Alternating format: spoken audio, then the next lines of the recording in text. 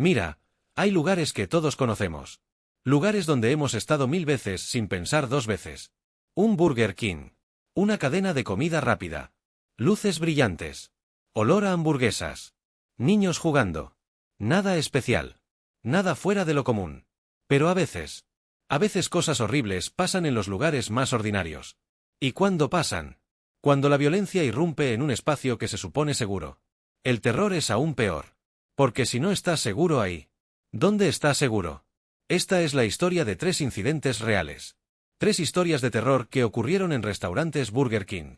En diferentes países. En diferentes años. Pero todas con algo en común. Todas demuestran que el mal no tiene lugar específico. Que puede aparecer en cualquier momento. En cualquier sitio. Incluso donde menos lo esperas. Y que a veces, las personas más normales, esconden los secretos más oscuros. Voy a contarte estas historias con todos los detalles. Los detalles que los medios no siempre mencionan. Los detalles que te harán cuestionar todo lo que creías saber sobre la seguridad.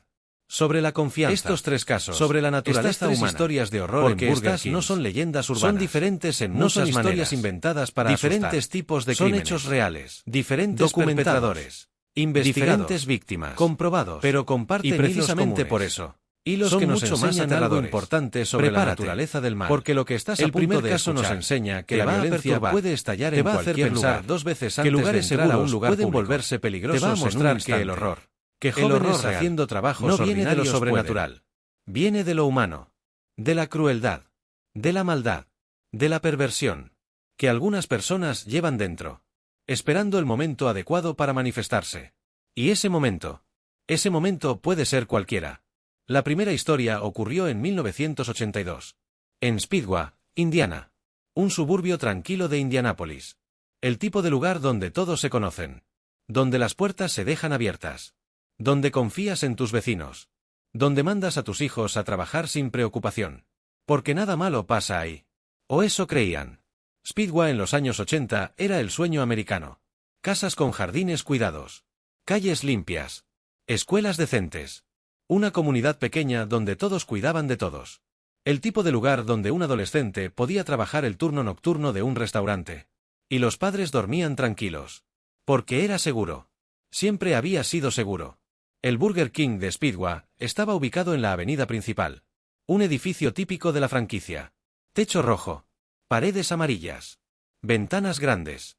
Abierto desde temprano hasta las 11 de la noche. Era un lugar popular. Especialmente entre adolescentes. Era el lugar donde conseguías tu primer trabajo. Donde aprendías responsabilidad. Donde ganabas tu primer cheque. Donde te reunías con amigos después de la escuela. Normal. Familiar. Seguro. Los dueños de la franquicia eran una pareja local. Conocidos en la comunidad. Respetados. Trataban bien a sus empleados. Pagaban el salario mínimo pero daban propinas justas. No era el mejor trabajo del mundo. Pero para un adolescente en 1982. Era perfecto. El turno de cierre no era el más popular. Tenías que quedarte hasta las 11 de la noche. Limpiar todo. Contar el dinero. Cerrar con llave. Y después caminar a tu auto en la oscuridad. Pero pagaban un poco más por el turno nocturno. Y para adolescentes que necesitaban dinero. Valía la pena. El viernes 17 de noviembre de 1982 fue un día como cualquier otro. Hacía frío. Era noviembre en Indiana. Las temperaturas rondaban los 5 grados Celsius. Oscurecía temprano. A las 5 de la tarde ya era de noche. El restaurante estuvo ocupado durante la cena. Familias. Parejas. Grupos de amigos. El típico viernes de noviembre. La gente comprando hamburguesas antes de ir a casa. Nada fuera de lo común. El turno de cierre consistía en 4 empleados jóvenes. Daniel Davis, de 16 años. Un chico callado. Estudioso. Segundo año de secundaria. Quería ahorrar para comprarse un auto. Trabajaba los fines de semana para juntar dinero. Sus padres lo describían como responsable. Maduro para su edad. El tipo de hijo del que cualquier padre estaría orgulloso. Mark Flick, también de 16 años. Mejor amigo de Daniel desde la primaria. Aplicó al trabajo porque Daniel trabajaba ahí. Más extrovertido que Daniel. Bromista. Popular en la escuela. Jugaba en el equipo de fútbol. Soñaba con una beca deportiva para la universidad. Sus entrenadores decían que tenía futuro. Que podía llegar lejos. Jan Fried, de 20 años. La gerente del turno de cierre. Llevaba 2 años trabajando en ese Burger King. Había empezado como cajera. Se ganó la confianza de los dueños. La promovieron a supervisora de turno. Era responsable. Organizada. Madura. Estudiaba medio tiempo en la universidad comunitaria. Carrera en administración de empresas. Quería ser gerente general algún día. Tal vez abrir su propio restaurante. Tenía planes. Sueños. Futuro. Y Ruth Ellen Shelton, de 18 años. La más nueva del equipo. Llevaba solo 3 meses trabajando ahí. Tímida. Dulce. Siempre sonriendo. Recién graduada de secundaria. Todavía vivía con sus padres. Ahorrando para mudarse sola. Quería estudiar enfermería. Le gustaba ayudar a la gente. Sus amigas decían que era la persona más amable que conocían. 4 chicos. 4 vidas normales. 4 futuros prometedores. Haciendo su trabajo. Sin saber que esa noche normal de viernes, sería la última noche de sus vidas. Alrededor de las 10 de la noche, el restaurante empezó a vaciarse. Los últimos clientes terminaron sus comidas y se fueron. Las familias volvieron a casa. Las parejas continuaron sus citas en otro lugar. Para las 10:45 de la noche, el restaurante estaba vacío. Solo quedaban los 4 empleados. Jan comenzó el procedimiento de cierre. Era rutina. Lo había hecho cientos de veces. Primero, voltear el cartel de la puerta a cerrado. Después, apagar las luces del comedor. Dejar solo las luces de la cocina encendidas. Cerrar las registradoras. Contar el efectivo del día. Limpiar las mesas. Barrer el piso. Lavar los platos. Guardar la comida sobrante en el refrigerador. Limpiar la parrilla. Limpiar el área de preparación. Sacar la basura. Todo tenía que estar perfecto para el turno de mañana. El protocolo decía que el cierre tomaba entre 45 minutos y 1 hora. Si todo iba bien, estarían saliendo a las 11:30 de la noche. Daniel y Mark trabajaban en la cocina. Limpiando la parrilla. Fregando ollas. Bromeando como siempre. Hablando sobre el partido de fútbol del sábado. Sobre las chicas de su clase. Cosas normales de adolescentes. Ruth limpiaba las mesas del comedor. Organizaba las sillas. Barría el piso. Tarareando una canción que había escuchado en la radio. Y Jan estaba en la oficina pequeña. Contando el efectivo. Llenando los formularios del día. Preparando el depósito bancario para el lunes. Todo normal. Todo rutinario. Todo seguro. A las 11 de la noche exactas, las últimas luces visibles desde la calle se apagaron. El cartel de cerrado brillaba en la puerta. Desde afuera, el restaurante parecía cerrado. Vacío. Pero adentro. 4 jóvenes seguían trabajando. Sin saber que alguien los estaba observando. Alguien que había estado esperando. Esperando el momento exacto. El momento cuando estuvieran solos. Vulnerables. Lo que pasó en las siguientes 2 horas es algo que los investigadores tuvieron que reconstruir. Basándose en evidencia física. En la escena del crimen. En las autopsias. Porque no hubo sobrevivientes que pudieran contar la historia. Todos los que estaban ahí esa noche. Murieron. Esta mujer había trabajado en ese Burger King durante más de 1 década. Desde que tenía 50 años. Era una empleada leal. Trabajadora. Nunca faltaba. Hacía todo lo que le pedían. Y más. Su gerente, un hombre llamado Kenneth, había estado ahí casi tanto tiempo como ella. Era su jefe directo. Manejaba su horario. Sus pagos. Todo. Y Kenneth descubrió algo sobre ella. Algo que podía explotar. Esta mujer tenía una discapacidad intelectual. No severa. Podía funcionar. Podía trabajar. Pero tenía dificultades para procesar cierta información. Para defender sus derechos. Para cuestionar autoridad. Kenneth lo notó. Y lo usó. Comenzó poco a poco. Oye, necesito que trabajes este turno extra. Sin paga. Es solo por hoy. Ella aceptó. Porque Kenneth era su jefe. Y los jefes mandan. Necesito que limpies el baño otra vez. Sé que ya lo hiciste, pero hazlo de nuevo. Ella obedeció. Porque eso es lo que haces cuando alguien en autoridad te lo dice. Y después empeoró. Kenneth comenzó a no pagarle. Literalmente. Le decía que su cheque venía la próxima semana. Pero la próxima semana nunca llegaba.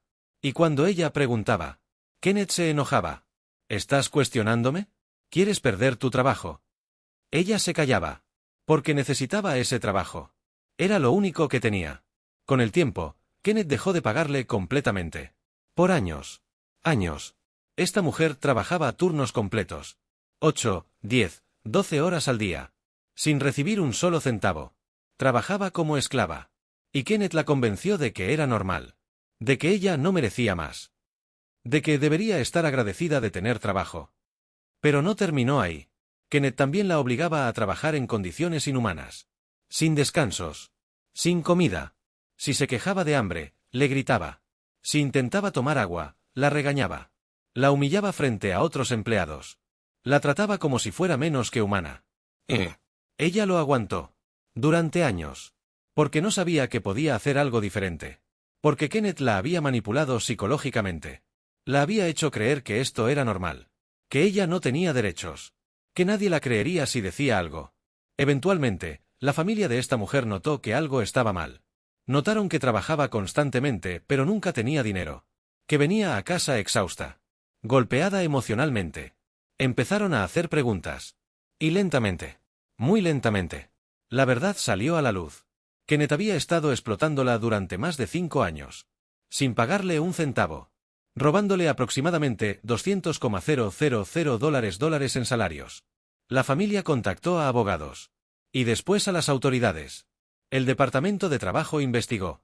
Y lo que encontraron fue peor de lo que imaginaban. No solo Kenneth no le pagaba. También la forzaba a trabajar en su casa. A limpiar. A cocinar. A ser su sirvienta personal. Sin paga. Sin descanso. Kenneth la trataba literalmente como una esclava. En pleno siglo XXI. En Estados Unidos. En un Burger King. Kenneth fue arrestado en 2019.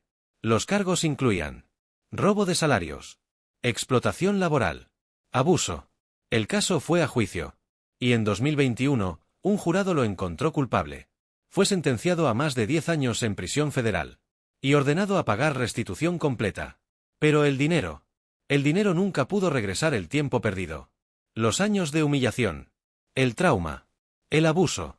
Esta mujer ahora está en terapia. Intentando reconstruir su vida. Intentando entender que lo que le pasó no fue su culpa. Que Kenneth era un monstruo. Que ella merece dignidad. Respeto. Humanidad. Pero el daño ya está hecho. Y nunca desaparecerá completamente. Burger King Corporativo emitió un comunicado. Diciendo que Kenneth actuó solo. Que la compañía no sabía nada. Que tienen políticas estrictas contra el abuso. Pero la pregunta permanece. ¿Cómo pasó esto durante años sin que nadie notara? ¿Cómo puede alguien trabajar sin paga en un establecimiento corporativo y nadie se da cuenta? ¿Dónde estaban los otros gerentes? ¿Dónde estaban recursos humanos? ¿Dónde estaban los sistemas de protección? La respuesta incómoda es: fallaron. Todos fallaron. Y una mujer vulnerable pagó el precio. La tercera historia es diferente. No es sobre empleados siendo víctimas, sino sobre un empleado siendo el perpetrador. Esta historia ocurrió en 2001. En un Burger King de Mount Washington, Kentucky. Un pueblo pequeño. Tranquilo. El tipo de lugar donde todos se conocen. Donde confías en tus vecinos. Donde mandas a tus hijos a trabajar sin preocupación. El 9 de abril de 2001, una joven de 18 años llamada Louise Ogborn estaba trabajando su turno. Era una empleada normal. Estudiante de secundaria. Trabajaba medio tiempo para ahorrar para la universidad. Buena chica. Sin problemas. Alrededor de las 5 de la tarde, el teléfono del restaurante sonó. La gerente de turno, Donna Summers, contestó. Burger King, ¿en qué puedo ayudarle?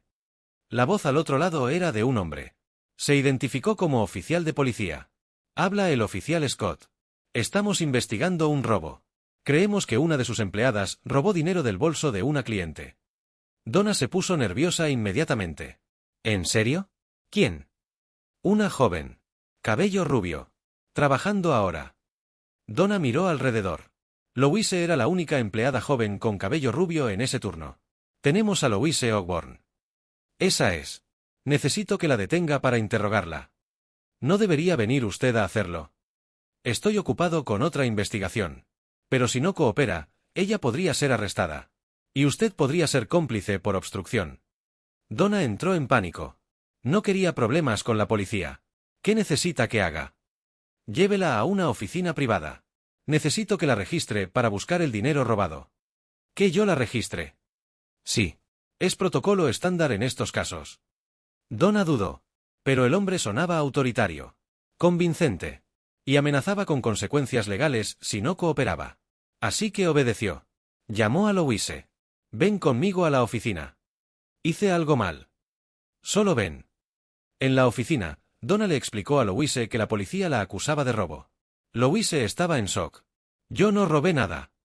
Lo sé, cariño. Pero necesitamos cooperar con la policía. El hombre en el teléfono dio instrucciones. Dígale que vacíe sus bolsillos. Louise obedeció. No había nada. Ahora necesita registrarla físicamente. Palparla. Donna se sintió incómoda. Pero lo hizo. Nada. Necesita quitarse la ropa. El dinero podría estar escondido en su ropa interior. Donna palideció. No puedo pedirle que haga eso. Si no lo hace, será arrestada por obstrucción. Y Louise será arrestada por el robo. ¿Quiere eso?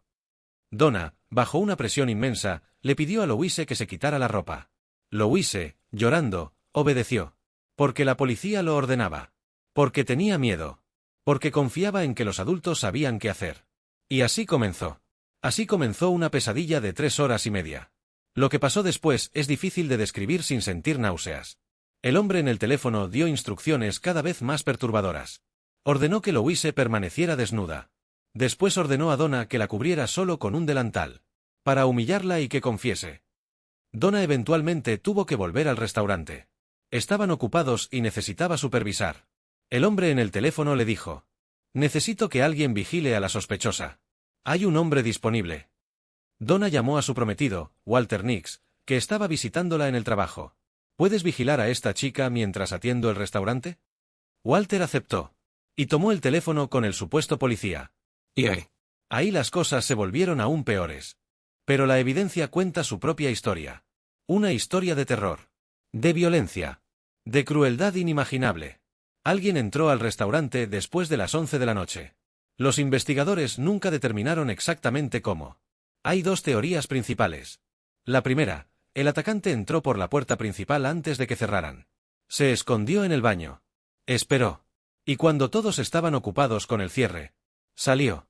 La segunda teoría, alguien tocó la puerta trasera. La puerta de empleados. Tal vez fingiendo ser un repartidor. Un empleado olvidado. Alguien con una excusa. Y uno de los chicos, confiado, abrió. Cualquiera de las 2 opciones es aterradora. Porque significa que el atacante planeó esto. Sabía cómo funcionaba el cierre. Sabía que estarían solos. Sabía que nadie vendría a ayudarlos. Lo que es seguro es esto. Alguien entró. Y tenía un arma. Una pistola. Probablemente una 38 especial, según los expertos en balística. El tipo de arma común en esa época. Fácil de conseguir. Imposible de rastrear. El atacante, o atacantes, porque nunca se determinó si fue uno o más. Reunió a los 4 empleados. Los obligó a ir a la cámara de refrigeración. La cámara fría en la parte trasera del restaurante. Donde guardaban la carne. Las verduras. Los ingredientes. Un espacio pequeño. Frío. Aislado. Lejos de las ventanas. Lejos de la vista de la calle. El lugar perfecto para lo que venía después. La evidencia sugiere que hubo forcejeo. Mesas volcadas en la cocina. Sillas fuera de lugar. Salpicaduras de sangre en lugares que no coincidían con las heridas finales. Lo que significa que alguien luchó. Alguien intentó escapar. Alguien intentó resistir. Pero contra un arma. Contra alguien dispuesto a usar esa arma. No tuvieron oportunidad. En algún momento durante esa noche, el atacante les robó el dinero. Alrededor de $581. Eso es todo lo que había en la caja registradora. Las ventas de un viernes regular. No era mucho dinero. Equivalente a unos $1,800 hoy en día. Por esa cantidad. Por menos de $2,000. 4 vidas fueron tomadas. Pero el robo no fue lo peor. Porque si solo hubiera sido un robo, el atacante podría haber tomado el dinero y huido. Podría haber dejado a los empleados encerrados en la cámara fría. Para cuando alguien los encontrara, él ya estaría lejos. Pero no hizo eso. Porque esto no era solo un robo. Esto era algo más. Algo más oscuro. Más personal. Más sádico.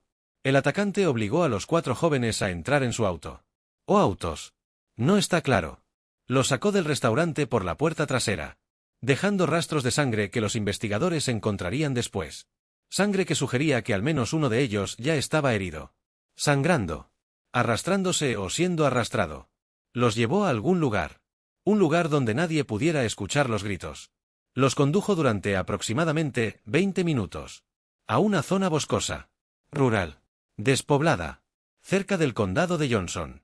A unos 20 kilómetros del Burger King. Un área donde raramente iba gente. Donde los árboles eran densos. Donde la oscuridad era absoluta. Donde nadie escucharía nada. Y ahí sucedió lo impensable. El atacante les ordenó bajar del auto. Los llevó a un claro pequeño entre los árboles. Y les ordenó acostarse en el suelo. Boca abajo. Uno al lado del otro. Daniel. Mark. Jan. Ru. 4 cuerpos jóvenes tirados en la tierra fría. Temblando. Llorando probablemente. Rogando por sus vidas. ¿Y el atacante? El atacante caminó detrás de ellos. Pistola en mano. Y metódicamente. Fríamente. Sin emoción. Les disparó a cada uno en la nuca. Ejecución estilo. A quemarropa. Profesional. Calculado. Sin piedad. Van. Daniel murió instantáneamente. La bala entró por la base del cráneo. Atravesó su cerebro. No sintió nada después del impacto. Van. Mark también murió al instante. Mismo lugar. Misma trayectoria. Mismo resultado. Van. Ruth murió en segundos. El shock. La pérdida de sangre. El trauma cerebral. Su cuerpo dejó de funcionar inmediatamente. Van. Jan. Pero con Jan. Con Jan algo salió mal. El disparo no la mató instantáneamente. La bala entró en ángulo ligeramente diferente. Causó daño masivo. Pero no fue instantáneamente fatal. Jan quedó inconsciente. Sangrando. Muriendo. Pero aún viva. Aún respirando. ¿Y el atacante? El atacante asumió que estaba muerta. No verificó. No disparó de nuevo. Comenzó a enterrarlos. Cavó una fosa poco profunda. No muy profunda. No tenía mucho tiempo. Tal vez 60 centímetros de profundidad. Lo suficiente para cubrirlos. Para esconderlos de la vista. Arrojó los 4 cuerpos a la fosa. Uno encima del otro. Y comenzó a echarles tierra encima. Y Jan estaba viva durante esto. La autopsia lo confirmó después. Tenía tierra en sus pulmones. Lo que significa que respiró después de ser enterrada. Que inhaló tierra. Que su cuerpo, en un reflejo desesperado, intentó respirar. Pero solo encontró tierra. No aire. Solo tierra. Llenando su nariz. Su boca. Sus pulmones. Ahogándola lentamente. Y no pudo hacer nada. No pudo gritar. No pudo moverse. Solo pudo sentir la tierra acumulándose sobre ella. El peso. La presión. La oscuridad. La asfixia lenta. Los minutos pasando. Su conciencia entrando y saliendo. El dolor. El terror. La desesperación. Sabiendo que estaba muriendo. Que nadie vendría. Que todo había terminado. Y finalmente. Después de lo que debieron ser minutos eternos. Su cuerpo cedió. Sus pulmones dejaron de luchar. Su corazón dejó de latir. Y Jan Fried murió. Sola. Enterrada viva. Agonizando. De la manera más horrible imaginable. El atacante terminó de cubrir la fosa. Pateó tierra sobre ella para nivelarla. Esparció hojas y ramas encima. Para camuflarla. Para que pareciera solo parte del bosque. Y después. Después se fue. Subió a su auto. Condujo de regreso a la civilización. Probablemente a su casa. Se lavó las manos. Tal vez se cambió de ropa. Escondió el arma. Contó el dinero robado. $581. Y siguió con su vida. Como si nada hubiera pasado. Como si no acabara de matar a 4 personas inocentes. Como si sus manos no estuvieran manchadas con sangre. Y durante casi 2 días. Nadie supo qué había pasado. A la mañana siguiente, sábado, 18 de noviembre, el sol salió como siempre. Era un día frío pero claro. El cielo azul. Sin nubes. El tipo de día de otoño perfecto. El gerente del turno de día, Brian, llegó al Burger King a las 7:45 de la mañana. 15 minutos antes de la hora de apertura. Era su rutina normal de sábado. Llegaba temprano. Revisaba que todo estuviera en orden del cierre de la noche anterior. Encendía los equipos. Preparaba todo para abrir a las 8 de la mañana. Pero cuando llegó al estacionamiento, notó algo raro. Había 4 autos estacionados. Los autos del turno de cierre. El Honda viejo de Jan. El Chevrolet de Daniel. El Ford de Mark. El pequeño Toyota de Ruth. Todos ahí. Eso era extraño. Porque si ellos habían cerrado, ¿por qué sus autos seguían ahí? ¿Alguien los recogió? ¿Por qué dejarían sus autos? Brian se bajó de su auto. Caminó hacia la puerta principal. Estaba cerrada con llave. Normal. Sacó su juego de llaves. Abrió la puerta. Entró. E inmediatamente supo que algo estaba mal. Muy mal. Las luces estaban apagadas. Eso no era normal. El procedimiento de cierre requería dejar las luces de seguridad encendidas. Pero todo estaba oscuro. Brian encendió las luces. Y vio el desastre. El comedor estaba relativamente normal. Pero cuando fue a la cocina, mesas volcadas, sillas fuera de lugar, utensilios tirados en el piso. Y sangre. Manchas de sangre seca en el piso. Rastros de sangre que iban desde la cocina hacia la puerta trasera. Como si algo, o alguien, hubiera sido arrastrado. Brian sintió que su estómago se revolvía. «¿Hola? ¿Hay alguien aquí?» Silencio. Caminó hacia la puerta trasera. Estaba entreabierta. Algo que nunca debería pasar.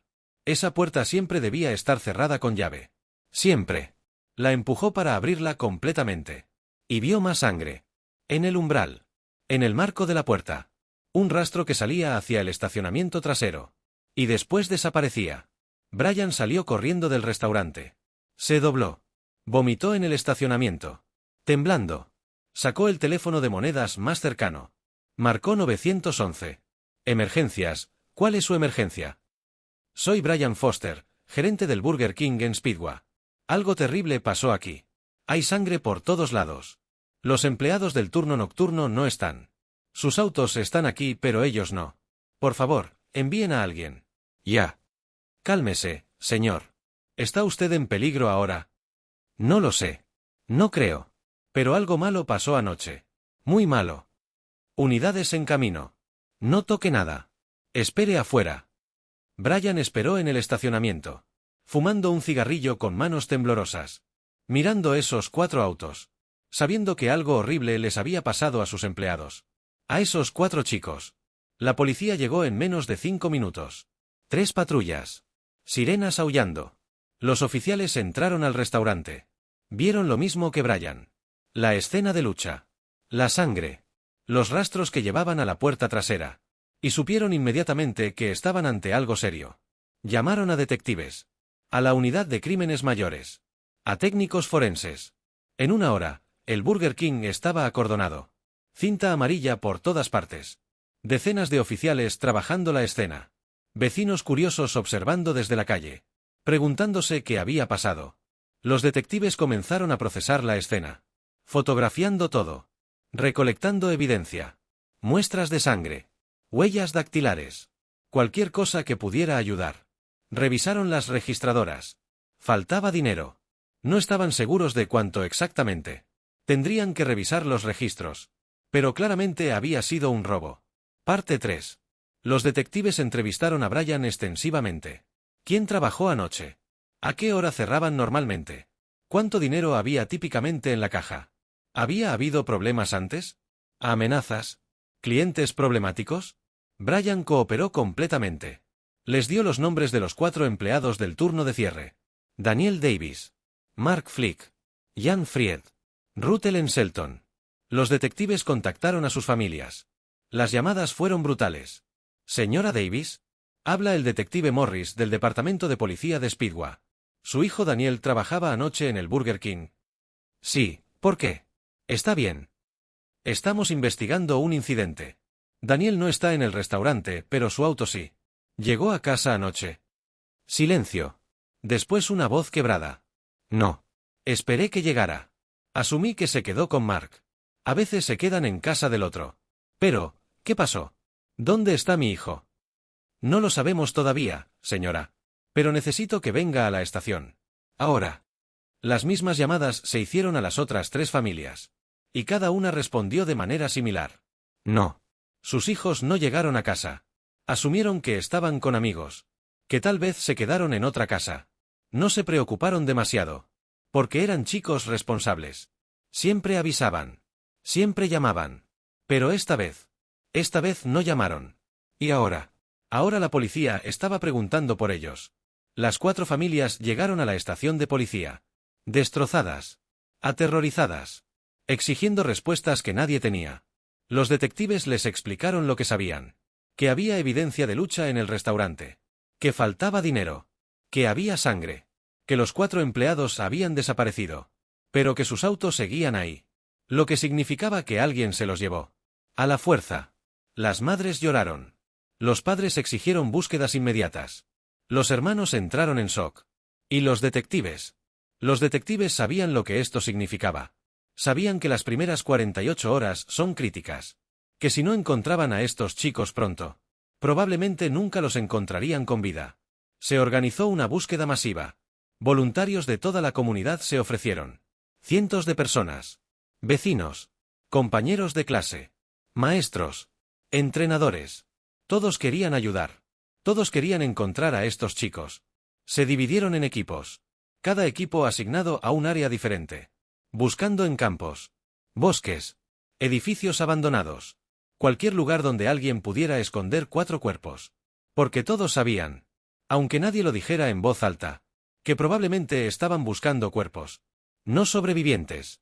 La búsqueda continuó todo el sábado. Sin resultados. Las familias esperaban en la estación de policía. Bebiendo café que no querían. Fumando cigarrillos con manos temblorosas. Abrazándose unos a otros. Rezando. Esperando noticias. Cualquier noticia. Pero el sábado terminó sin nada. Ninguna pista. Ningún avistamiento. Ningún cuerpo. Solo silencio. El domingo amaneció nublado. La búsqueda continuó. Más voluntarios se unieron. Estudiantes de la secundaria local. Miembros de iglesias. Grupos de Boy Scouts. Todos buscando. Todos esperando ser ellos quienes encontraran algo. Alrededor de las 10:30 de la mañana, un hombre llamado Gerald Howland estaba caminando con su perro. Gerald era contador. Vivía cerca del condado de Johnson. Le gustaba caminar en el bosque los domingos. Era su manera de relajarse después de una semana de trabajo. Su perro, un golden retriever llamado Max, corría adelante. Olfateando. Explorando. Siendo perro. De repente, Max empezó a ladrar. Fuerte. Insistentemente. No era su ladrido normal. Era un ladrido de alerta. De que había encontrado algo. Max. ¿Qué pasa, chico? Gerald caminó hacia donde estaba el perro. Max estaba cavando furiosamente en un área del bosque. Tierra volando por todos lados. Max, para. ¿Qué encontraste? Gerald se acercó más. Y entonces lo vio. Sobresaliendo apenas de la tierra. Pálido. Rígido. Sin vida. Una mano. Una mano humana. Gerald gritó. Se tropezó hacia atrás. Cayó al suelo. Max seguía ladrando. Gerald se levantó. Corrió. Corrió de regreso a su auto lo más rápido que pudo. Condujo hasta encontrar un teléfono público. Marcó 911 con dedos temblorosos. Encontré algo. En el bosque cerca de la carretera del condado. Creo que es un cuerpo. Necesito que vengan. Por favor. La policía llegó en minutos. Gerald los llevó de regreso al lugar. Señaló desde la distancia. ¡Ay! ¿Dónde está mi perro? Los oficiales se acercaron con cuidado. Confirmaron lo que Gerald había visto. Una mano sobresaliendo de la tierra. Llamaron a más unidades. A detectives. A forenses. A excavadores. En una hora, el bosque estaba lleno de policías. Comenzaron a excavar con cuidado. Documentando todo. Fotografiando cada paso. Y lo que encontraron. Lo que encontraron confirmó los peores miedos de todos. No era un cuerpo. Eran 4. Enterrados en una fosa poco profunda. Uno encima del otro. 4 cuerpos jóvenes. Daniel. Mark. Jan. Ru. Los 4 empleados desaparecidos. Todos muertos. Las noticias llegaron a la estación de policía rápidamente. Los detectives tuvieron que enfrentar a las familias. Tuvieron que decirles las palabras que ningún padre quiere escuchar. Los encontramos. Lo lamento mucho. No sobrevivieron. Los gritos de las madres se escucharon por toda la estación. Gritos de dolor. De pérdida. De agonía. Los padres se derrumbaron. Los hermanos lloraron. Y la comunidad de Speedwa, la comunidad que se creía segura, entró en shock colectivo. Porque esto no pasaba ahí. No en Speedwa. No en su pueblo tranquilo. No a sus niños. Pero había pasado. Y nada volvería a ser igual. Los cuerpos fueron transportados a la morgue. El médico forense comenzó las autopsias. Y lo que descubrió fue escalofriante. Los 4 habían muerto por heridas de bala en la cabeza. Disparos a quemarropa. En la base del cráneo. Ejecución estilo. Daniel murió instantáneamente. Mark murió instantáneamente. Ruth murió en segundos. Pero Jan fue diferente. El forense notó algo en sus pulmones. Tierra. Había tierra en sus pulmones. En sus vías respiratorias. Lo que significaba solo una cosa. Había respirado después de ser enterrada. Había estado viva cuando la pusieron en esa fosa. Y había muerto lentamente. Asfixiada por la tierra. Luchando por respirar. Sabiendo que estaba siendo enterrada viva. Consciente hasta el final. El forense tuvo que salir de la sala de autopsias. Vomitó en el baño. Lloró. Porque en sus 20 años de carrera, nunca había visto algo tan cruel. Tan innecesariamente brutal. La causa oficial de muerte de Jan fue registrada como asfixia por entierro prematuro combinado con trauma craneal de arma de fuego. En términos simples, le dispararon y la enterraron viva. Y murió lentamente. Dolorosamente. Conscientemente. Este detalle particular, se convirtió en el enfoque de la investigación. Porque significaba que el asesino no verificó si estaban muertos. Solo asumió. Y se fue. Lo que sugería que no era un asesino experimentado. O que tenía prisa. O que simplemente no le importaba. Cualquiera de las 3 opciones era aterradora. Las balas fueron extraídas de los cuerpos. Enviadas a balística. Eran de calibre 38. Probablemente de un revólver Smith & Wesson. El tipo de arma común en 1982. Fácil de conseguir. Imposible de rastrear sin el arma específica. No había casquillos en la escena. Porque los revólveres no eyectan casquillos. Lo que dificultaba la investigación. No había huellas útiles en los cuerpos. El tiempo en la tierra había degradado cualquier evidencia. No había fibras. No había ADN utilizable. En 1982, el análisis de ADN estaba en pañales. No era la herramienta que es hoy. Así que los investigadores tenían que confiar en métodos tradicionales. Entrevistas. Testigos. Coartadas. La vieja escuela detectivesca. La investigación se intensificó. Se entrevistó a todos los empleados del Burger King. Presentes y pasados. ¿Alguien guardaba rencor? ¿Alguien había sido despedido recientemente? ¿Alguien conocía los procedimientos de cierre? Se revisaron las finanzas de las víctimas. ¿Alguien tenía deudas? ¿Problemas con drogas? ¿Enemigos? Nada. Los 4 eran chicos normales. Sin deudas. Sin enemigos. Sin problemas. Se entrevistó a cientos de personas de la comunidad. ¿Alguien vio algo sospechoso esa noche? ¿Autos extraños cerca del restaurante? ¿Personas merodeando?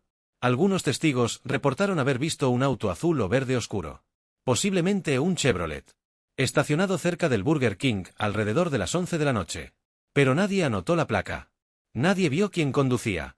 Era solo un detalle vago. Uno entre miles. Otro testigo reportó haber visto a 2 hombres caminando cerca del restaurante. Alrededor de las 10:45 de la noche. Pero no pudo dar descripción detallada. Estaba oscuro. Solo vio siluetas. La investigación siguió miles de pistas. La mayoría no llevaban a nada. Llamadas anónimas. Vi a un tipo sospechoso. Escuché a alguien hablando sobre el crimen. Creo que mi vecino está involucrado. Todas se investigaron. Todas resultaron ser callejones sin salida. Semanas se convirtieron en meses. Meses en años. Y el caso empezó a enfriarse. No por falta de esfuerzo, sino por falta de evidencia sólida. Los detectives no se rindieron. Pero tampoco tenían suficiente para resolver el caso. Hasta que en 1984 apareció un nombre. Donald Forrester. Un nombre que los detectives conocían bien. Porque Forrester tenía un largo historial criminal. Robos. Asaltos. Violencia. Había cumplido tiempo en prisión. Había sido liberado en 1981. Un año antes de los asesinatos. Y aquí estaba el detalle interesante. Forrester había trabajado en ese mismo Burger King. En 1981. Solo por unos meses. Fue despedido por robar de la caja registradora. Conocía el lugar. Conocía los procedimientos de cierre. Sabía cuánto dinero había típicamente. Sabía cómo entrar. Y tenía motivo. Resentimiento por haber sido despedido. Necesidad de dinero. Disposición a usar violencia. Era el sospechoso perfecto. Los detectives comenzaron a investigarlo intensivamente. Revisaron su coartada para la noche del 17 de noviembre de 1982. Forrester dijo que estaba en casa. Solo. Sin testigos que pudieran confirmar. Revisaron sus finanzas. ¿Tuvo un ingreso repentino de dinero después de esa fecha? Los registros eran incompletos. No podían confirmarlo ni descartarlo. Revisaron su auto. Era un Chevrolet. Verde oscuro. Coincidía con la descripción vaga de uno de los testigos. Los detectives sentían que tenían a su hombre. Pero sentirlo no era suficiente. Necesitaban evidencia. Evidencia sólida que pudiera sostener un caso en corte. Arrestaron a Forrester. Lo trajeron para interrogatorio. Durante horas, los detectives lo presionaron. Sabemos que fuiste tú, Donald. Trabajaste ahí. Conocías el lugar. Necesitabas dinero. Confesá y esto será más fácil. Pero Forrester no confesó. Negó todo. Yo no maté a nadie. No estuve en ese Burger King esa noche. Estaba en casa. No tienen nada contra mí. Y tenía razón. No tenían nada sólido. Sin huellas digitales que lo conectaran. Sin testigos que lo vieran en la escena. Sin evidencia física. Solo circunstancias. Y las circunstancias no son suficientes para condenar. El fiscal del distrito revisó el caso. Y dio la decisión que los detectives no querían escuchar. No es suficiente. No puedo ir a juicio con esto. Tuvieron que soltar a Forrester. Sin cargos. Con solo una advertencia de que la investigación continuaba. Forrester salió de la estación de policía. Libre. Sabiendo que había salido con la suya. O al menos, sabiendo que no podían probarlo. Los años pasaron. El caso del Burger King de Speedway se convirtió en uno de esos casos sin resolver que persiguen a una comunidad. Que nunca es olvidado. Pero que tampoco es resuelto. En 1993, 11 años después de los asesinatos, Forrester fue arrestado nuevamente. Por otro crimen violento. Asalto agravado. Intentó robar una tienda de conveniencia. Golpeó al empleado con un tubo de metal. El empleado casi muere. Forrester fue condenado. Sentenciado a 25 años. Mientras estaba en prisión, los detectives intentaron nuevamente. Fueron a visitarlo. Donald, vas a pasar el resto de tu vida aquí. ¿No quieres limpiar tu conciencia? No hay nada que limpiar. Yo no hice eso. Intentaron ofertas de acuerdo. Confiesa y hablaremos con el fiscal. Tal vez podemos negociar. No hay nada que confesar. Forrester nunca cedió. Nunca admitió nada. En 2019, Donald Forrester murió en prisión. De cáncer. A los 65 años. Se llevó sus secretos a la tumba. Si fue él quien mató a esos 4 jóvenes. Nunca lo sabremos con certeza. Porque nunca confesó. Y la evidencia nunca fue suficiente para probarlo. Hasta el día de hoy. Hasta este momento. El caso sigue oficialmente sin resolver. Nadie fue formalmente condenado por los asesinatos de Daniel Davis, Mark Flick, Jan Fried y Ruth Ellen Shelton. Las familias nunca obtuvieron justicia. Nunca obtuvieron cierre. Solo dolor. Dolor que nunca desaparece completamente. La madre de Daniel murió en 2003. Sus últimas palabras fueron preguntando quién mató a su hijo. Nadie pudo responderle. El padre de Mark se volvió alcohólico después de la muerte de su hijo. Murió en un accidente de auto en 1995. Algunos dicen que fue suicidio. Que simplemente se dio por vencido. La familia de Ruth se mudó de Speedway. No podían soportar vivir ahí. Donde cada esquina les recordaba lo que perdieron. Y la hermana de Jan. La hermana de Jan se convirtió en activista de víctimas de crímenes. Dedicó su vida a ayudar a familias que pasaron por lo mismo. Porque sabe el dolor. Lo vive todos los días. El Burger King de Speedway cerró en 1983. Un año después de los asesinatos. Nadie quería trabajar ahí. Los clientes dejaron de ir. El lugar llevaba el peso de lo que pasó. El edificio estuvo vacío durante años. Vandalizado. Decayendo. Un recordatorio fantasmal de esa noche horrible. En 1996, fue finalmente demolido. Ahora es un estacionamiento vacío. Un espacio pavimentado donde solía haber un restaurante. Donde 4 jóvenes trabajaron su último turno. Donde 4 vidas prometedoras terminaron. No hay placa. No hay memorial. Solo asfalto. Y memoria. La memoria de quienes estuvieron ahí. De quienes recuerdan. Y la pregunta que nunca será respondida. ¿Quién lo hizo? ¿Fue Donald Forrester? ¿Fue alguien más? ¿Fue una persona o fueron varias? ¿Por qué solo $581? ¿Por qué no dejarlos vivos? ¿Por qué ese nivel de crueldad? Preguntas sin respuestas. Que persiguen. Que mantienen despiertos a los investigadores retirados. Que nunca desaparecen. Y la verdad más oscura de todas. Es que probablemente nunca sabremos. Que el asesino o asesinos de esos 4 jóvenes se salieron con la suya. Vivieron sus vidas. Tal vez incluso murieron de viejos. Sin nunca pagar por lo que hicieron. Sin nunca enfrentar justicia. Esa es la parte más aterradora. No que el mal existe. Eso ya lo sabemos. Sino que el mal puede ganar. Puede salirse con la suya. Puede cometer atrocidades. Y nunca pagar. Y eso es más aterrador que cualquier historia de fantasmas. Porque es real. Completamente real. Y puede pasar en cualquier lugar. En cualquier momento. Incluso en un Burger King tranquilo en Indiana. Pero esta no es la única historia. No es el único horror que ocurrió en un Burger King. Porque la segunda historia es diferente. No es sobre violencia explosiva. Sino sobre violencia lenta. Sistemática. Psicológica. Sobre un tipo diferente de monstruo. No el que mata rápidamente. Sino el que tortura lentamente. Durante años. Sin que nadie se dé cuenta. Esta historia ocurrió mucho más recientemente. En 2019. En Oklahoma City, Oklahoma. Y cuando salió a la luz. Cuando la gente se enteró de lo que había estado pasando. Durante más de 5 años. En plena vista de todos. El shock fue total. Porque demuestra algo aún más perturbador. Que el mal no siempre grita. A veces susurra. A veces se esconde detrás de un uniforme de gerente. A veces explota la vulnerabilidad. La confianza. La necesidad. Y lo hace durante años. Sin que nadie intervenga. Para entender esta historia, necesitas entender el concepto de explotación laboral moderna. Esclavitud moderna. Porque eso es exactamente lo que era. Esclavitud. En pleno siglo XXI. En Estados Unidos. En un restaurante de comida rápida. A plena luz del día. La víctima en esta historia es una mujer. Su nombre nunca fue revelado públicamente por razones legales y de privacidad. Pero para efectos de esta historia, la llamaremos Sandra. Sandra tenía 50 años cuando comenzó a trabajar en un Burger King en Oklahoma City. Necesitaba el trabajo desesperadamente. Había trabajado toda su vida en empleos de baja calificación. Limpieza. Cocina. Servicios. Nunca había ido a la universidad. Tenía solo educación secundaria. Y tenía una discapacidad intelectual. No severa. Podía funcionar. Podía trabajar. Podía vivir independientemente. Pero tenía dificultades con ciertas cosas. Con entender documentos complejos. Con defender sus derechos. Con cuestionar figuras de autoridad. Había aprendido desde niña a obedecer. A no causar problemas. A hacer lo que le decían. Porque las personas con autoridad sabían más que ella. O eso le habían enseñado. Cuando aplicó al trabajo en Burger King, fue honesta. Le dijo al gerente sobre su discapacidad.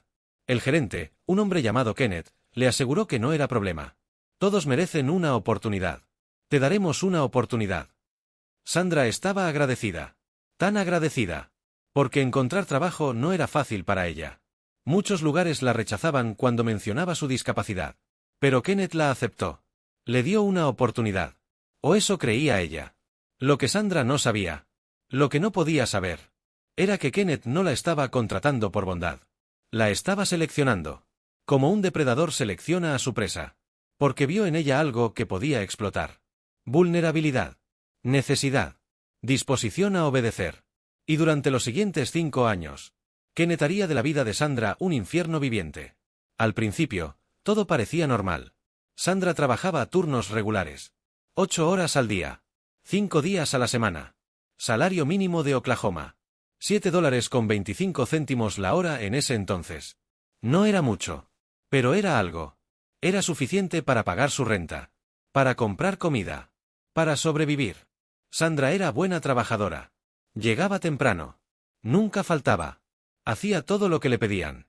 Limpiaba. Cocinaba. Atendía clientes. Sin quejarse.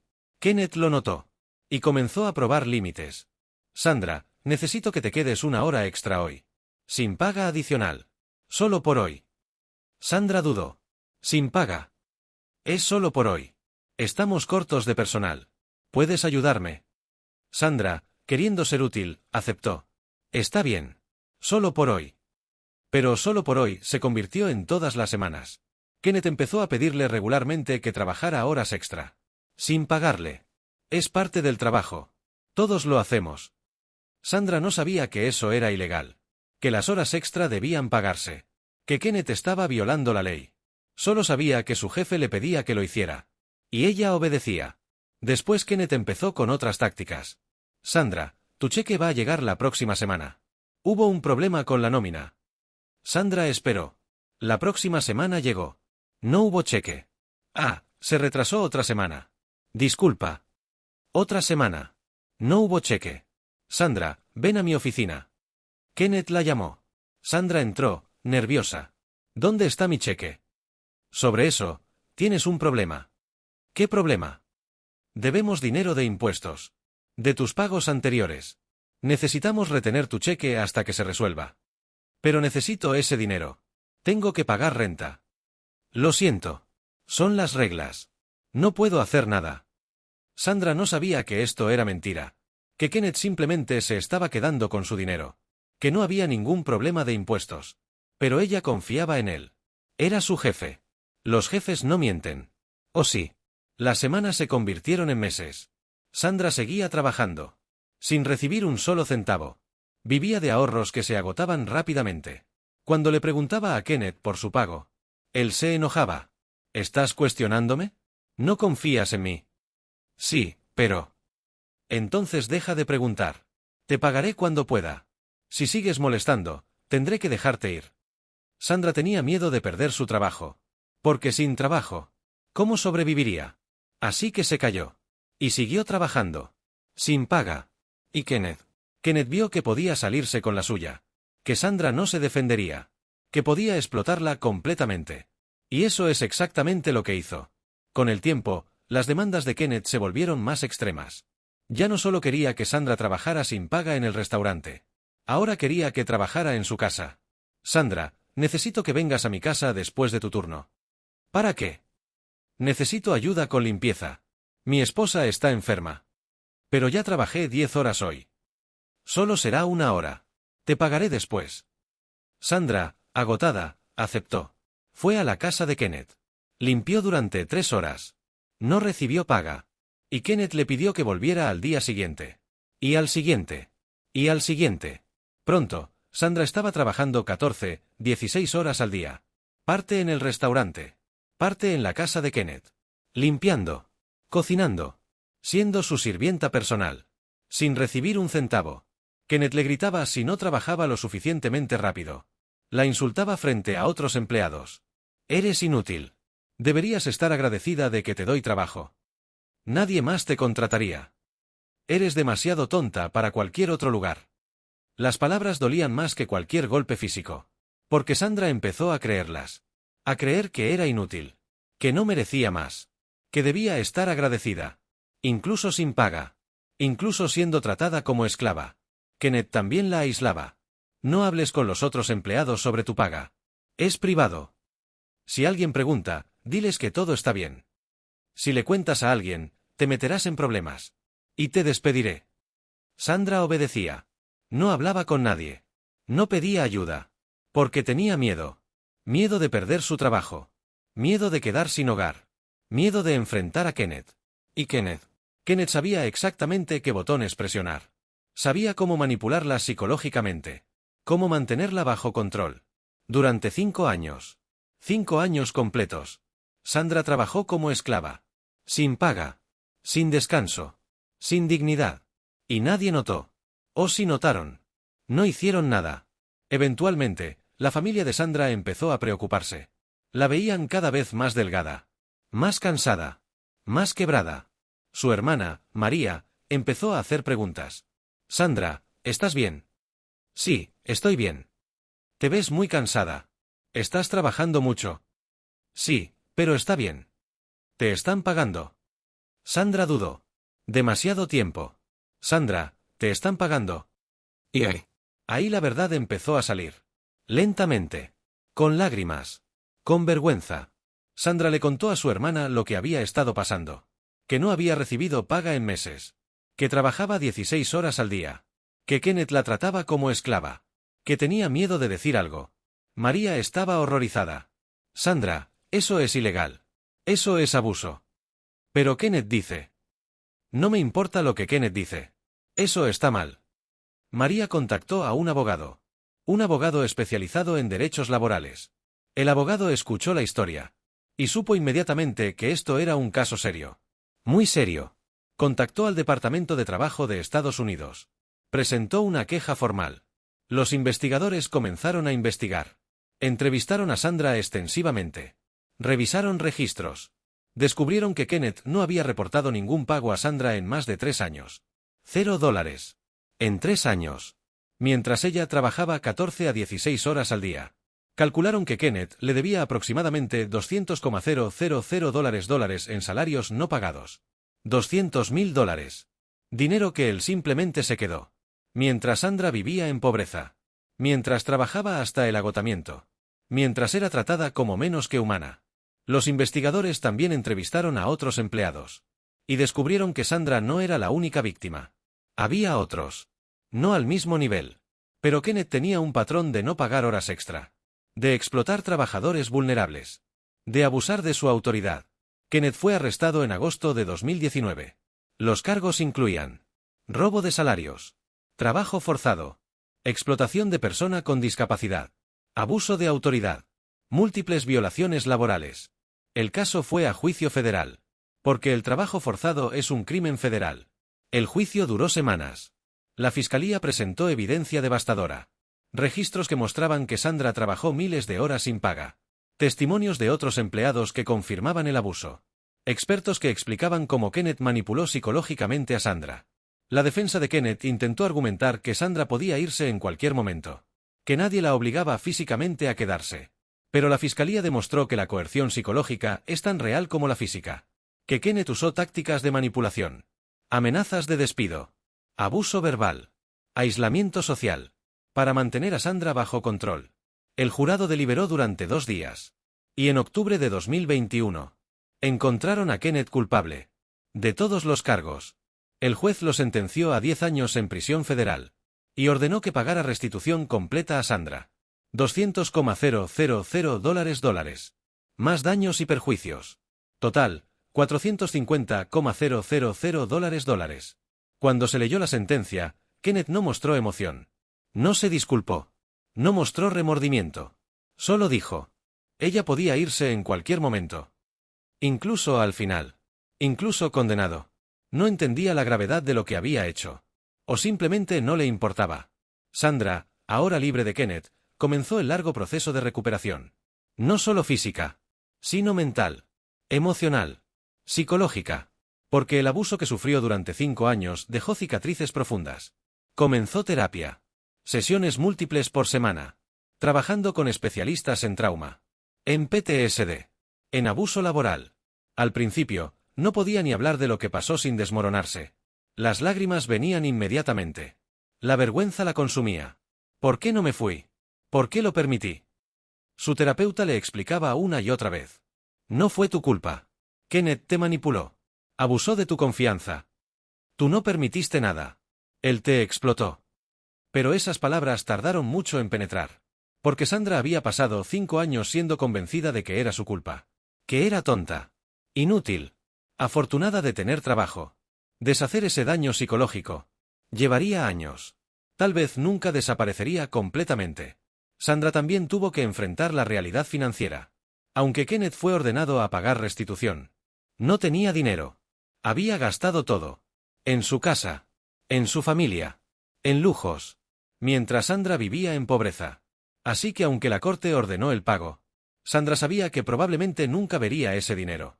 O al menos, no todo. No pronto. Organizaciones de ayuda a víctimas intervinieron. Le ayudaron a encontrar vivienda estable. A conseguir beneficios por discapacidad. A reconstruir su vida. Lentamente. Paso a paso. Sandra también decidió hablar públicamente. No con su nombre real. Pero compartiendo su historia. Para advertir a otros. Para ayudar a otros que podrían estar en situaciones similares. Si alguien está leyendo esto, si estás en una situación como la mía. Por favor, pide ayuda. No es normal trabajar sin paga. No es normal ser tratado como basura. No es tu culpa. Y hay gente que te puede ayudar. Su historia se volvió viral. Apariciones en noticias, en documentales, en podcast. No porque Sandra quisiera fama, sino porque quería prevenir que le pasara a alguien más. Y su historia abrió ojos. Muchos ojos. Porque resultó que Sandra no era un caso único. La investigación de su caso reveló algo perturbador. Había cientos, tal vez miles, de casos similares. Trabajadores vulnerables siendo explotados. No solo en Burger King. En todo tipo de negocios. Restaurantes. Hoteles. Fábricas. Granjas. Personas con discapacidades. Inmigrantes indocumentados. Personas sin educación. Personas desesperadas por trabajo. Siendo sistemáticamente explotadas. Trabajando sin paga o con paga mínima. En condiciones abusivas. Y nadie notando. O peor. Notando pero no haciendo nada. El caso de Sandra llevó a reformas. El Departamento de Trabajo intensificó inspecciones. Especialmente en industrias conocidas por explotación. Se crearon programas de educación. Para enseñar a trabajadores vulnerables sus derechos. Para enseñarles cómo identificar abuso. Cómo reportarlo. Dónde pedir ayuda. Se fortalecieron leyes. Aumentando penalidades por explotación laboral. Haciendo más fácil procesar a empleadores abusivos. Pero aún así, el problema persiste. Porque donde hay vulnerabilidad, siempre habrá alguien dispuesto a explotarla. Donde hay necesidad desesperada, siempre habrá alguien dispuesto a aprovecharse. Donde hay ignorancia de derechos, siempre habrá alguien dispuesto a violarlos. Esa es la realidad oscura. Y aunque el caso de Sandra trajo atención, aunque Kenneth fue a prisión, hay cientos más como él. Todavía operando. Todavía explotando. Todavía saliendo con la suya. Porque sus víctimas tienen demasiado miedo de hablar. O no saben que lo que les pasa es ilegal. O no tienen recursos para luchar. Esa es la parte más aterradora de esta historia.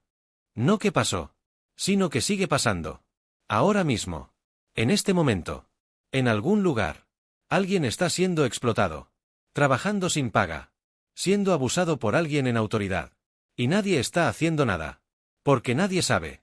O nadie se atreve a intervenir. Burger King Corporativo, por supuesto, emitió comunicados. Kenneth actuó solo. La compañía no sabía nada de este abuso. Tenemos políticas estrictas contra explotación. Hemos implementado nuevas medidas de vigilancia. Palabras bonitas. Pero las preguntas permanecen. ¿Cómo pasó esto durante 5 años sin que nadie notara? ¿Dónde estaban los otros gerentes? ¿Dónde estaban recursos humanos? ¿Dónde estaban los sistemas de protección? Porque Sandra no trabajaba escondida. Trabajaba en un restaurante público. Frente a cientos de clientes cada día. Otros empleados la veían. Gerentes regionales visitaban el lugar. Inspectores de salud venían regularmente. Y nadie, absolutamente nadie, notó que una mujer estaba siendo esclavizada. O si notaron. No hicieron nada. Y eso es quizás más perturbador que las acciones de Kenneth. Porque Kenneth es un monstruo. Eso está claro. ¿Pero qué dice de todos los demás? ¿De los que vieron señales y las ignoraron? ¿De los sistemas que deberían haber protegido a Sandra pero fallaron? ¿De una sociedad que permite que esto pase? Estas preguntas incómodas. Estas preguntas que nadie quiere responder. Son las que realmente importan. Porque mientras nos enfocamos en el monstruo individual, ignoramos los sistemas que permiten que los monstruos operen. Los sistemas que fallan a las personas más vulnerables. Una y otra vez. Sandra hoy, 4 años después de su liberación, está reconstruyendo su vida. Lentamente. Tiene un pequeño apartamento. Subsidiado por programas de asistencia. No trabaja todavía. El trauma es demasiado reciente. La idea de tener un jefe. De estar en una relación laboral. Le causa ataques de pánico. Pero está en terapia. Está sanando. Tiene esperanza que algún día, tal vez, pueda trabajar nuevamente. Pero en sus términos. En un lugar seguro. Con gente que la respete. Y aunque perdió 5 años de su vida, aunque el daño nunca desaparecerá completamente, sobrevivió. Y eso es algo. Ahora, la tercera historia. La tercera y última historia de esta compilación. Es quizás la más perturbadora de todas. No porque involucre muerte física como la primera. No porque involucre explotación prolongada como la segunda. Sino porque involucra algo diferente. Algo que ataca la psique de manera única. Manipulación psicológica masiva. Abuso de autoridad. Y la demostración de cuán fácilmente las personas pueden ser manipuladas. Para hacer cosas horribles. Cosas que normalmente nunca harían. Solo porque alguien con supuesta autoridad se lo ordena. Esta historia ocurrió en 2004. En Mount Washington, Kentucky. Un pueblo pequeño. Población de unos 9,000 habitantes. El tipo de lugar donde todos se conocen. Donde confías en tus vecinos. Donde mandas a tus hijos a trabajar sin preocupación. Porque es seguro. O eso pensaban. El 9 de abril de 2004, un viernes, Louise Ogborn, de 18 años, estaba trabajando su turno regular en el Burger King local. Louise era estudiante de último año de secundaria. Buena estudiante. Sin problemas. Trabajaba medio tiempo para ahorrar para la universidad. Quería estudiar enfermería. Ayudar a la gente. Era el tipo de chica que todos los padres quieren que sea su hija. Responsable. Amable. Trabajadora. Ese viernes parecía un día normal. El restaurante estaba ocupado con la cena. Familias. Trabajadores saliendo de oficina. Adolescentes. El típico viernes de primavera. Louise trabajaba en la caja registradora. Tomando órdenes. Sonriendo a los clientes. Haciendo su trabajo. Alrededor de las 5:30 de la tarde, el teléfono del restaurante sonó. La gerente de turno, Donna Summers, contestó. Burger King, ¿en qué puedo ayudarle? La voz al otro lado era masculina. Profunda. Autoritaria. Seria. Buenas tardes. Habla el oficial Scott del Departamento de Policía de Mount Washington. Donna inmediatamente se puso alerta. ¿La policía? ¿Qué querían? Sí, oficial. ¿En qué puedo ayudarle? Estamos investigando un robo que ocurrió hace una hora. Una cliente reportó que le robaron dinero de su bolso mientras estaba en su restaurante. ¿Oh no? ¿En serio? Sí. Y tenemos razones para creer que fue una de sus empleadas. Donna se puso pálida. ¿Cuál empleada? Una joven. Cabello rubio. Trabajando ahora mismo. Donna miró alrededor del restaurante. Había 3 empleadas mujeres en ese turno. Solo una era joven con cabello rubio. Louise. Louise Ogborn. Correcto. Necesito que la detenga inmediatamente para interrogarla. ¿No debería usted venir a hacerlo? Estoy en medio de otra investigación relacionada. No puedo ir ahora mismo. Por eso necesito su cooperación. Entiendo, pero... Señora Summers, si no coopera, podría ser acusada de obstrucción a la justicia. Y la sospechosa podría escapar. ¿Entiende la gravedad de la situación? Donna sintió pánico. No quería ser acusada de nada. No quería problemas con la policía. Sí, entiendo. Bien. Necesito que lleve a Louise a una oficina privada. Lejos de otros empleados y clientes. Y después. Yo la guiaré por teléfono sobre qué hacer. Es importante que siga mis instrucciones exactamente. Donna dudó. Algo no se sentía bien. Pero era la policía. Tenía que obedecer. ¿Verdad? Está bien. La llevo ahora. Donna fue a la caja donde Louise trabajaba. Louise, ven conmigo a la oficina, por favor. Louise se sorprendió. ¿Hice algo malo? Solo ven. En la pequeña oficina trasera, Donna cerró la puerta. Louise se veía confundida y asustada. ¿Qué pasa, Donna? Donna sostenía el teléfono. Louise, la policía está en el teléfono. Te están acusando de robar dinero del bolso de una cliente. Los ojos de Louise se agrandaron. ¿Qué? Yo no robé nada. Eso es lo que dicen todos los ladrones, dijo la voz en el teléfono. Louise pudo escucharla. Pero es verdad. No robé nada. La voz en el teléfono habló a Donna. Señora Summers, necesito que registre a la sospechosa. El dinero robado podría estar escondido en su persona. ¿Que la registre? ¿Cómo? Pídale que vacíe sus bolsillos primero. Donna miró a Louise. Louise, vacía tus bolsillos. Louise, llorando ahora, obedeció. Sacó su teléfono celular. Su billetera. Algunas monedas. Nada más. No hay nada, reportó Donna al teléfono. El dinero podría estar escondido en su ropa. Necesita palparla físicamente. Donna se sintió profundamente incómoda. No sé si debería. Señora Summers, si no coopera, tanto usted como Louise serán arrestadas. Usted por obstrucción, y Louise por el robo. ¿Entiende? Donna, aterrorizada de las consecuencias legales, obedeció. Palpó a Louise sobre su ropa.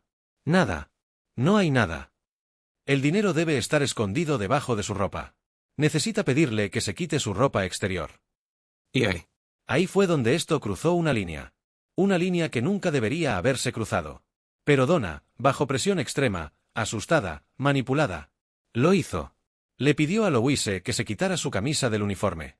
Louise, llorando, rogando que esto era un error, obedeció. Porque era la policía. Porque Donna, una figura de autoridad, se lo pedía.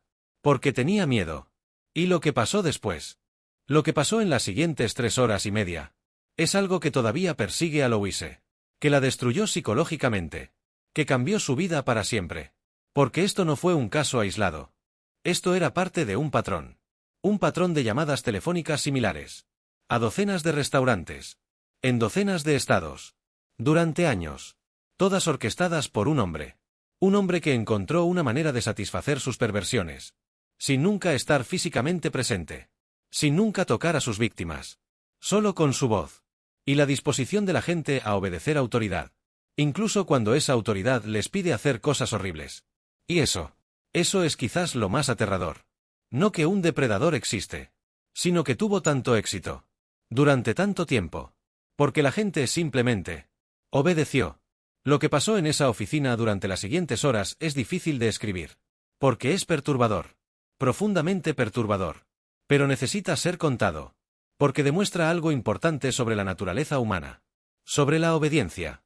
Sobre la autoridad. Sobre cuán fácilmente podemos ser manipulados. El hombre en el teléfono, haciéndose pasar por el oficial Scott, continuó dando instrucciones cada vez más invasivas.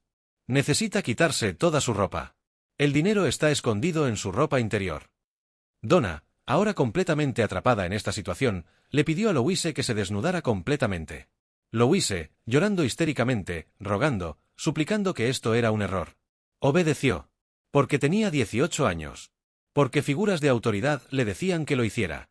Porque tenía miedo de ir a la cárcel por algo que no hizo. Se quedó completamente desnuda. En una oficina fría. Temblando. Llorando. Humillada. El oficial entonces ordenó a Donna que buscara en la ropa de Louise. Donna lo hizo. No encontró nada. Porque no había nada que encontrar. Porque no hubo robo.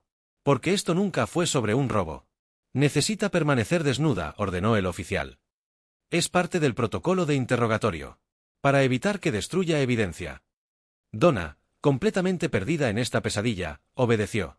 Le dio a Louise un delantal para cubrirse mínimamente. Y la dejó ahí. Desnuda excepto por un delantal. En una oficina con cámaras de seguridad. Durante horas. Donna tenía que volver al restaurante. Estaban ocupados y ella era la gerente. El oficial le dijo: necesito que alguien vigile a la sospechosa mientras usted supervisa el restaurante. ¿Quién puede hacerlo? ¿Hay un hombre disponible? Preferiblemente alguien de confianza. Donna pensó. Su prometido, Walter Nix, estaba visitándola en el trabajo.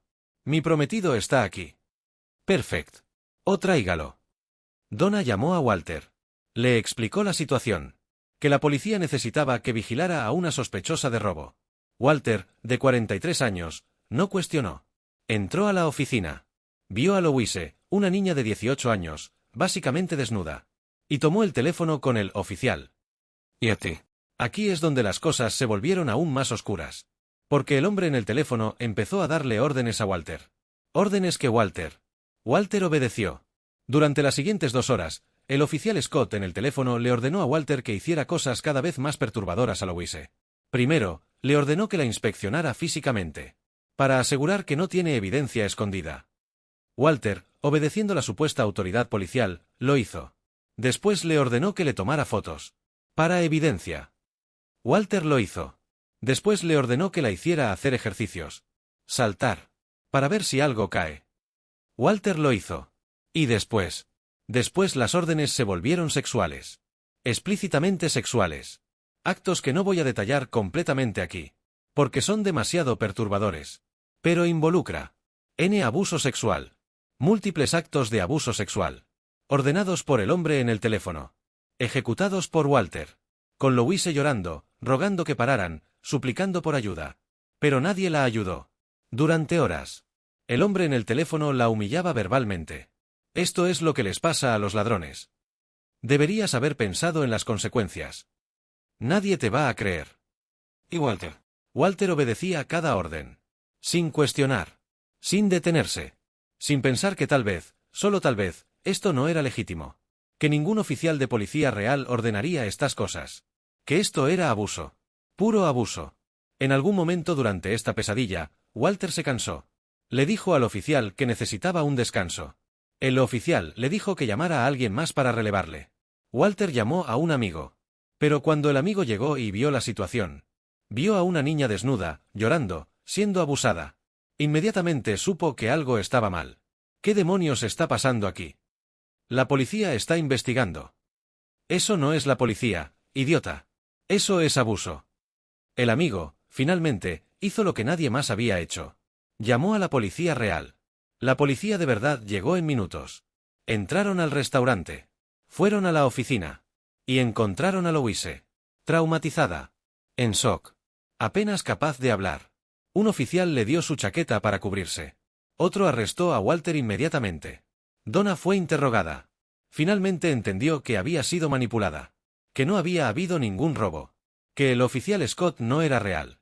Que todo fue una elaborada estafa. Una estafa perversa. Diseñada para hacer que gente ordinaria cometiera abusos. Mientras el perpetrador escuchaba al teléfono. Satisfaciendo sus retorcidas fantasías. Louise fue llevada al hospital. Examinada. Tratada. Su familia fue notificada. Y cuando sus padres llegaron. Cuando vieron a su hija, destrozada, traumatizada, rota. Sus vidas también se destrozaron. Porque habían enviado a su hija a trabajar. A un lugar que creían seguro. Y volvió víctima de abuso sexual. No por un extraño en un callejón. Sino por empleados de un Burger King. Siguiendo órdenes de un extraño en el teléfono. La investigación policial reveló rápidamente que este no era un caso aislado. El FBI se involucró. Porque había un patrón. Un patrón que se extendía por años. Por docenas de estados. Llamadas similares habían sido hechas a más de 70 restaurantes diferentes. Burger King, McDonald's, Wendy's, Taco Bell. Diferentes cadenas de comida rápida. En diferentes estados. Durante años. Todas siguiendo un guión similar. Un hombre llamaba. Se hacía pasar por oficial de policía. Acusaba a una empleada joven de robo. Manipulaba a gerentes para que investigaran. Y gradualmente escalaba las demandas. Hasta abuso sexual.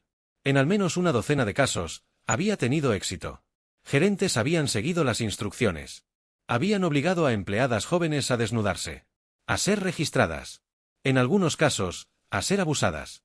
Todo por teléfono. Todo sin el perpetrador estar físicamente presente. Los investigadores rastrearon las llamadas. Descubrieron que muchas provenían del área de Florida. Estrecharon la búsqueda. Y finalmente, encontraron a su hombre. David Richard Stewart. Un guardia de seguridad de 38 años. Casado. Con hijos. Viviendo en Panama City, Florida. Apariencia completamente normal. Nadie que lo conociera creería lo que hacía. Pero cuando la policía registró su casa, encontraron evidencia devastadora.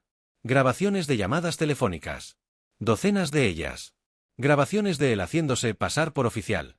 Dando órdenes. Escuchando mientras se ejecutaban. Claramente excitándose. Era su fetiche. Su perversión. Manipular a otros para que cometieran actos sexuales. Mientras él escuchaba. Control y poder sin contacto físico. Stewart fue arrestado en octubre de 2004. Los cargos incluían. Hacerse pasar por oficial de policía. Solicitar actos sexuales de menores. Múltiples cargos de abuso sexual facilitado. Conspiración. El caso fue a juicio en 2006. La fiscalía presentó evidencia abrumadora. Las grabaciones que Stewart mismo había hecho. Testimonios de víctimas de múltiples estados. Análisis de expertos en manipulación psicológica. Pero la defensa de Stewart presentó un argumento inquietante. Técnicamente, Stewart nunca tocó a nadie. Nunca estuvo físicamente presente. Nunca forzó físicamente a nadie a hacer nada. Fueron otras personas quienes cometieron los actos. Stewart solo, sugirió. Manipuló. Engañó. Pero no forzó físicamente. Y bajo la ley de Kentucky. Eso creaba una zona gris. El jurado deliberó durante días. Divididos. Algunos querían condenarlo por todo. Otros sentían que técnicamente no había cometido los actos físicos. Finalmente, llegaron a un veredicto. Culpable de hacerse pasar por oficial de policía. Culpable de conspiración. Pero, no culpable de los cargos más serios de abuso sexual. Porque técnicamente, él no los cometió. Otros los cometieron. La sentencia fue 5 años de prisión. Nada más. 5 años por orquestar el abuso de docenas de personas. Por destruir vidas. Por causar trauma irreparable. 5 años. Salió en 2009. Cumplió menos de 4 años por buen comportamiento. Y hoy vive libremente. Bajo su nombre real.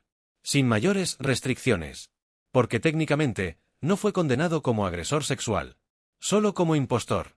Y eso es uno de los aspectos más frustrantes de este caso. Que el perpetrador principal recibió una sentencia tan ligera. Mientras sus víctimas cargan el trauma de por vida. Walter Nix, el prometido de Donna, fue procesado por separado. Los cargos contra él fueron más serios. Porque él sí cometió los actos físicos. Él fue quien tocó a Louise. Quien abusó de ella. Quien ejecutó las órdenes. Su defensa intentó argumentar que fue manipulado. Que creyó que era la policía. Que estaba siguiendo órdenes legítimas. Pero la fiscalía argumentó. Ninguna persona razonable creería que un oficial de policía legítimo ordenaría abuso sexual. En algún punto, usted dejó de seguir supuestas órdenes policiales. Y comenzó a satisfacer sus propios deseos. El jurado estuvo de acuerdo. Walter fue condenado por abuso sexual. Asalto sexual. Abuso de menor. Sentenciado a 5 años de prisión. Cumplió 3 años. Salió en 2009. Registrado como agresor sexual. Hoy vive en Kentucky. Trabajando empleos ocasionales. Evitado por su comunidad. Su compromiso con Donna terminó, obviamente. Nadie quiere asociarse con él. Y aunque pagó legalmente por su crimen. La pregunta permanece. ¿Cuánto del crimen fue suyo? ¿Cuánto fue de Stewart manipulándolo? ¿Dónde termina la manipulación y comienza la responsabilidad personal? Son preguntas sin respuestas fáciles. Donna Summers nunca fue procesada criminalmente. Pero fue demandada civilmente por Louise. Por negligencia. Por no protegerla. Por facilitar el abuso. El caso civil se resolvió fuera de corte. Por una suma no revelada. Donna nunca volvió a trabajar en servicios de comida. Se mudó a otro estado. Intentó comenzar de nuevo. Pero la culpa de lo que permitió que pasara, nunca la dejó. En entrevistas años después, dijo: no puedo creer que caí en eso. No puedo creer que hice esas cosas. Cada día me pregunto cómo pude ser tan estúpida. Destruí la vida de esa niña. Y no puedo deshacer eso. Nunca podré deshacer eso.